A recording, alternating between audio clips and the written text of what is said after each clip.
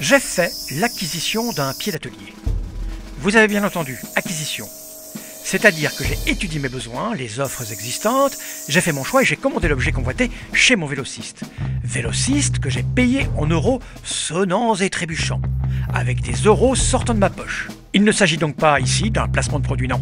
Cette vidéo est plutôt un retour d'expérience qui peut-être pourra être utile à ceux qui font face aux mêmes problématiques que moi. J'ai acheté un pied d'atelier parce que je ne voulais plus laver à la va-vite mes vélos contre le mur de ma terrasse. En effet, c'est ce que je faisais jusque-là, et puis de temps en temps, j'allais les déposer chez mon vélociste pour un nettoyage complet. Mais cela ne me convenait plus vraiment. Je voulais pouvoir nettoyer mes machines plus efficacement, plus en profondeur, et ne plus bouffer le crépi du mur à coups de Karcher. J'ai donc choisi un pied sur lequel je peux poser mon vélo en retirant les roues, afin d'avoir accès à toutes les parties du cadre.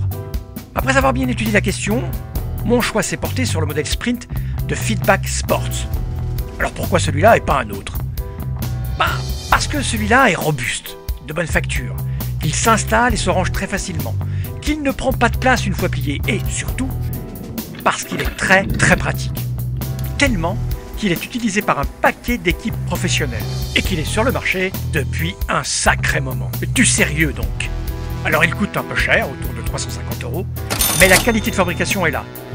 C'est du solide, et le fabricant propose des pièces de rechange à l'unité en cas d'usure, de casse ou de perte, ce qui est plutôt rassurant.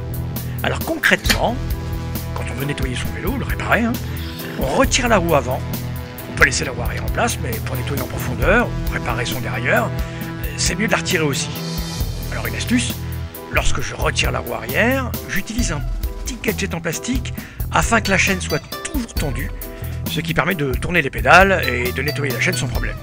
Donc, on prend son vélo, on pose la chose sur le rail horizontal du pied, au niveau de la boîte de pédalier, il y a un petit support avec des patins afin de préserver le cadre. Et on fixe la fourche grâce à l'axe de serrage qui va assurer la stabilité.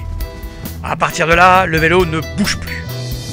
L'intérêt du système, c'est qu'il est ajustable en hauteur et qu'il permet de faire tourner le vélo sans avoir à bouger. Et ça, c'est vraiment cool. Au final, je suis très satisfait de cet achat. Bon, juste pour nettoyer son vélo, c'est un peu too much. C'est vrai. Mais afin d'utiliser ce pied à fond, je vais peut-être apprendre quelques rudiments de mécanique. Et hop,